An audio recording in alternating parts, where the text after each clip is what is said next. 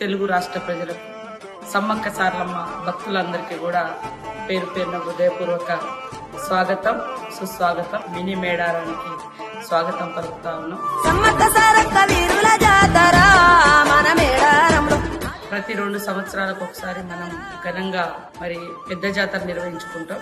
Last year పెద్ద జాతర జరిగింది. ఈ సంవత్సరం మినీ జాతర ములుగు జిల్లాలోని సమ్మక్క సారలమ్మ తాడ్వాయి మండలంలో మేడారంలో ఈ రోజు నుంచి జరగబోతున్న సందర్భంగా ప్రతి ఒక్కరూ జాగ్రత్తగా వచ్చి తమ యొక్క మొక్కులను చెల్లించుకొని తిరిగి అంతే నమ్మకంతో, అంతే విశ్వాసంతో, అంతే జాగ్రత్తగా తిరిగి ఇళ్లకు చేరాలని మనస్ఫూర్తిగా కోరుకుంటా ఉన్నాం.